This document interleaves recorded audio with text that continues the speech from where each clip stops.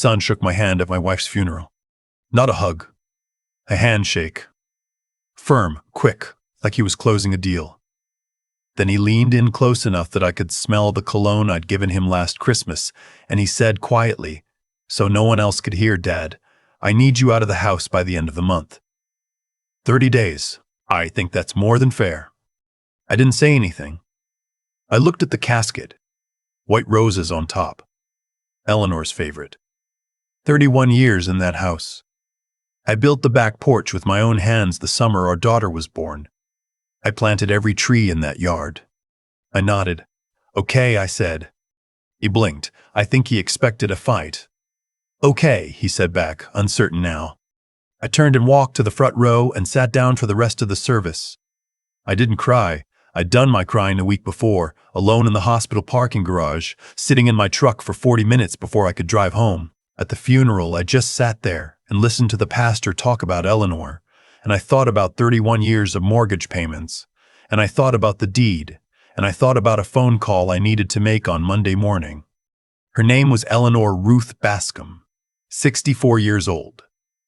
The strongest person I have ever known, and the kindest, and the most patient enough to love me for 37 years, which I will tell you is no small achievement.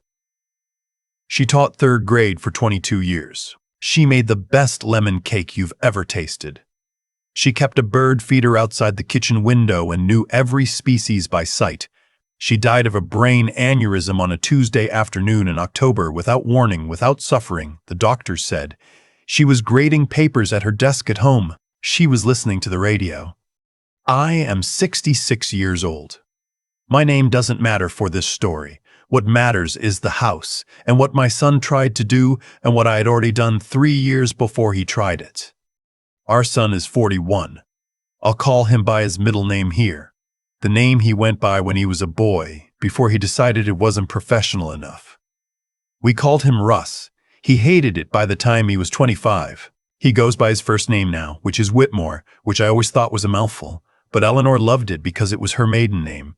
She wanted to keep it alive. I understood that. Russ Whitmore moved back to town 4 years ago with his wife Cindy and their 2 kids. They'd been in Phoenix for a decade. His tech company went sideways, he said. They needed a fresh start. Eleanor was thrilled. She cooked a welcome home dinner and cried at the table. Happy tears.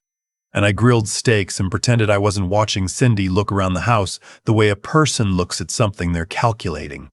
Within a month, they'd asked to move into the guest suite downstairs. Just temporarily, Russ said. 6 months, maybe 8, while we get back on our feet. Eleanor said yes before I could think about it clearly. What was I going to say? These were our grandchildren. This was our son. They stayed for 2 years. I don't want to make this a story about Cindy, because she is who she is, and that's between her and God. But I will say this. There is a type of person who looks at an elderly woman's home and sees not a home, but an inheritance timeline. And I knew what Cindy was within 3 months of them moving in. It was small things at first. Rearranging the kitchen without asking, referring to the house as our place on the phone, asking Eleanor, gently, over and over, whether she had a will, whether the assets were organized, whether she'd thought about planning ahead. Eleanor would answer patiently and then come find me afterward with a particular expression on her face. Not upset, exactly. Tired. She means well, Eleanor said once. I didn't argue, but I made some phone calls.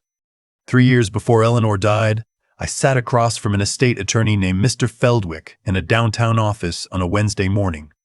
I'd driven 45 minutes. I hadn't told Eleanor I was going, not because I was hiding it from her, but because I didn't want to worry her, and because I wanted to understand the options before I brought them to her. Mr. Feldwick was a small, precise man in his late 50s who said very little and listened very carefully. I told him the situation. I told him about the house, about its value, about $800,000 at that point, probably more now, about the land behind it, the 2 acres I'd bought from a neighbor in 1998, about the retirement accounts, about all of it. I asked him what would happen if Eleanor and I both died and the assets went through probate. He told me. Then I asked him what we could do to make sure that didn't happen. He told me that too. 2 weeks later, Eleanor and I sat in the same office together, and we signed the documents that established the Eleanor and James Bascom Living Trust. Everything went into it. The house, the land, the accounts, everything. Eleanor read every page. She asked good questions. On the drive home, she was quiet for a while, and then she said, "We should have done this years ago." I agreed. We stopped for lunch at a diner we both liked, and we split a piece of pie, and we didn't talk about Russ or Cindy. We talked about a trip we wanted to take to Acadia National Park. We never did get there. The trust named Eleanor and me as co-trustees. It named our daughter as successor trustee. Her name's Patrice. She lives in Vermont and teaches music at a small college and has never in her life looked at my house and seen a number. She and Eleanor used to talk on the phone every Sunday morning. I still hear Eleanor's side of those conversations when I walk through the kitchen. I moved out of the house the Friday after the funeral. I'd called Patrice the day after Eleanor died, before the funeral, before Russ said a single word to me, and told her everything. She drove down from Vermont. She stayed in a hotel downtown so as not to cause a scene at the house, which was her idea, and a good one. We met with Mr. Feldwick on a Thursday. He walked us through the trust again, slowly, clearly. He explained exactly what it meant, exactly what Russ could and could not do. Could not do nearly everything he was planning. I moved into a furnished apartment near the river.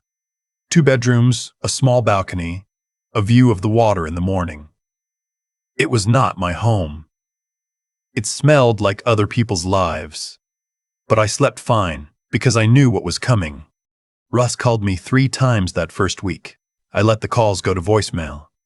The messages started polite, "Just checking in, Dad, hope you're settling okay," and got progressively less polite by the third one, which included the phrase, "I think you need to be realistic about your situation." I listened to that one twice, and then I wrote down his exact words in a small notebook I'd started keeping. On day 12 after the funeral, I learned from a neighbor that Russ had met with a real estate agent at the house. She'd told the neighbor it was just an informal walkthrough. The neighbor, a woman named June who'd lived across the street for 20 years and had strong opinions she was not afraid to share, called me immediately. He had her measuring the rooms, June said. I thanked her and called Mr. Feldwick. What happened next took about 3 weeks to fully play out. And I want to be accurate about the sequence, because people have gotten details wrong when I've told this story in person. Mr. Feldwick sent a formal letter to Russ on law firm letterhead, explaining the existence of the trust and its terms. The letter stated clearly that the house and all associated property were trust assets, that Russ had no ownership interest, no standing to sell or encumber the property, and that any attempt to do so would be met with immediate legal action. The letter also requested politely that Russ and his family vacate the property within 45 days, per the trust terms. Patrice told me later that she was in the hallway when Russ opened the letter. She said he read it standing up, and that he got very still, and that Cindy came out of the kitchen and read it over his shoulder, and that neither of them said anything for almost a minute. Then Cindy said he set us up, which was not accurate exactly. I hadn't set them up. I had simply prepared. There is a difference. Russ called me that afternoon. This time I answered. When did you do this? He said. 3 years ago, I said. Mom knew? Mom and I did it together, I said. At the same attorney's office. She signed everything. A long silence. I waited. You could have told me, he said. You could have been a different kind of person, I said. We both made choices. I wasn't proud of that line the moment I said it. It was too sharp, and Eleanor would have said something gentler, but I also didn't take it back. He hung up. There is something I haven't mentioned yet, which is Cindy's brother. His name is Foster, and he is a contractor, or he says he is, and he had been coming to the house regularly in the months before Eleanor died, doing repairs, Russ said, minor things, a leaky faucet, some work on the back steps. Cindy would hand him cash after each visit. I didn't think much of it at the time because Eleanor was sick, and I was not thinking clearly about anything except her. After Mr. Feldwick's letter went out, a neighbor 2 doors down mentioned in passing that he'd seen Foster's truck at the house multiple times in the past 2 months, and that once, early on a Saturday morning, he'd seen Foster taking photographs of the property, the exterior, the land behind, the detached garage. Systematic photographs, he said, like someone doing an appraisal. I mentioned this to Mr. Feldwick. Mr. Feldwick, who was not prone to dramatic reactions, said, which I had come to understand was his version of significant concern. We did some looking.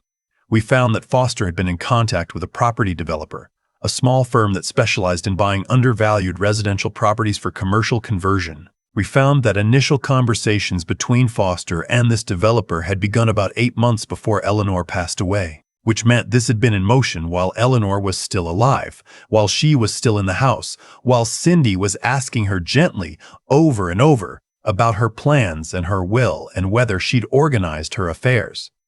I sat with that for a long time. I am still sitting with it honestly. The attorney for the developer received a formal notice. The developer withdrew immediately. They had no appetite for a trust dispute, Mr. Feldwick said, because those disputes are expensive and unpredictable. Foster stopped returning Russ's calls shortly after, which Patrice found out from Russ's oldest kid, who mentioned it at Thanksgiving, but that comes later. Russ retained his own attorney. I expected this. The attorney sent a letter challenging the trust on the grounds of undue influence, the argument being that Eleanor had been pressured into signing. It was, in my opinion, a desperate move, but attorneys will try what their clients ask them to try. Mr. Feldwick was not worried.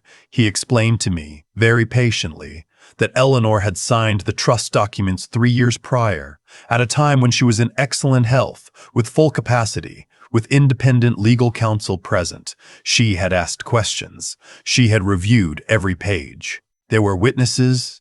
There were notarized signatures. There was, in short, no credible argument to be made.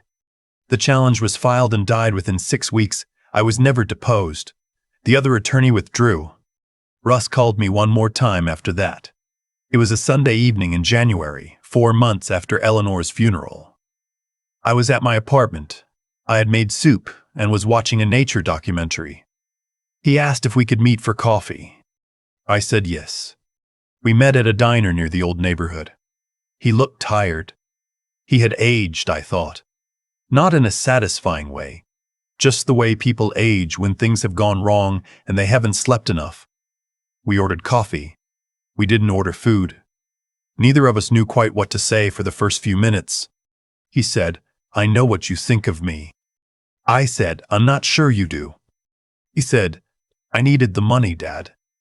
You don't understand what the last few years have been like." I looked at him across the table. He was my son. He had Eleanor's eyes, the same shape, the same color, and I had to look away for a moment. I said, "Your mother worked for 22 years in classrooms that were too hot in September and too cold in January, with 30 kids who needed things she didn't always have the resources to give them. She brought her own supplies. She bought books with her own money. She did that so that you and your sister could have a house and college and a start. The house isn't your money." It never was. He didn't say anything. I said, "I love you. But what you tried to do, and what Cindy's brother was doing, I know about Foster, Russ. I know about the developer. I know all of it." He went pale. "I'm not going to pursue it," I said. "Not unless you give me a reason to. But I want you to understand that I know, and I want you to be a father to your kids who deserves having kids. That's all I want." We sat there for a while longer. He drove home. I drove back to my apartment.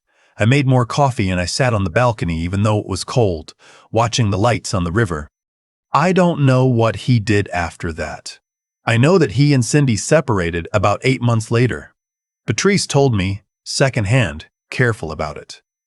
I know he moved to an apartment of his own somewhere south of the city. I know his kids are staying with Cindy for now. I don't know what he thinks about when he's alone. I hope he thinks about his mother. I moved back into the house in the spring.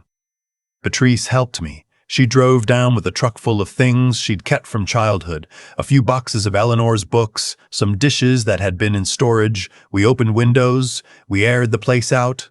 We found, in the kitchen junk drawer, a list Eleanor had made in her handwriting, things she wanted to do in the spring. Plant sweet peas along the back fence. Fix the bird feeder post. Call the historical society about the oak tree in the front yard, the one that might be over 100 years old. Patrice sat down at the kitchen table and held the list and cried. I stood at the window and looked at the bird feeder, which was empty. I went to the garage and found the seed. The 2 acres behind the house are still in the trust. Earlier this year, I spoke with a land conservation attorney, a different one, a woman named Miss Quindlen, who came recommended by the county conservation office. We are in the process of placing a permanent conservation easement on the land. It will never be developed. It will stay as it is, trees, a creek, a field where the deer come in the early morning. It will carry Eleanor's name as part of the easement documentation. The Historical Society told me the oak in the front yard is approximately 112 years old. We are having it officially recognized. Eleanor would have loved that. She would have put it in a card and sent it to everyone she knew. I am still in the house. I sleep in the same room, the same bed, though I am on my side now and her side stays made. The bird feeder outside the kitchen window needs refilling every 4 days this time of year. There are 3 species I still can't identify by sight. I am working on it. I am 66 years old. I built this house into a home with a woman who deserved better than what happened at the end. I could not stop what happened to her, but I could protect what she left behind. I did. The bird feeder outside the kitchen window needs filling every 4 days right now. I know that because Eleanor kept track of it, and I started keeping track after she was gone, because it was something concrete to do with my hands in the mornings when the house was too quiet. I think about cause and effect a lot these days. Not in any mystical sense. Just the plain mechanical kind. The kind where choices stack on top of each other over years, and eventually you're standing somewhere, and the place you're standing is the direct result of everything you did and didn't do. Russ made choices. Cindy made choices. Foster made choices. And I made choices. The quiet kind, 3 years before any of this came to a head, sitting across from Mr. Feldwick and asking him plainly what I needed to do to protect what Eleanor and I had built. Those choices collided eventually, the way they always do. The outcome wasn't luck, it was arithmetic. What I did wasn't complicated. It didn't require anger or confrontation or anything dramatic. It required sitting down and thinking clearly about what was real, what was at risk, and what a person with good sense would do about it. Eleanor and I signed those papers together on a Wednesday. We stopped for pie on the way home. That's the whole heroic story. The preparation looked boring from the outside. The results didn't. I've had people ask me, since I've started telling this, whether I feel guilty about how things turned out for Russ. Whether I feel like I went too far. I understand the question. He's my son. I held him when he was 2 days old. But I think there's a version of fatherhood that confuses love with surrender, and I don't subscribe to it. Letting someone take what isn't theirs, out of politeness or conflict avoidance, isn't kindness. It's just the longest, quietest way of teaching them that there are no consequences, and people who learn that lesson end up in worse trouble eventually. Which is exactly what happened. He's on his own now, in an apartment somewhere south of the city. His kids are adjusting. Whether he's thinking clearly yet, I don't know. I hope so, not because I want to be right, because I'd like him to be a decent man before it's too late to be one. The thing about integrity, about doing the right thing even when no one is checking, even when it costs you, is that it accumulates over time. Eleanor had it in full.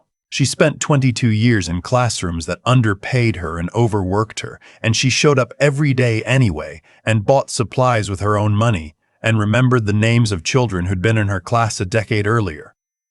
That kind of character doesn't disappear. It leaves marks. The trust we set up together, the conservation easement, the oak tree that will still be standing long after everyone in this story is gone.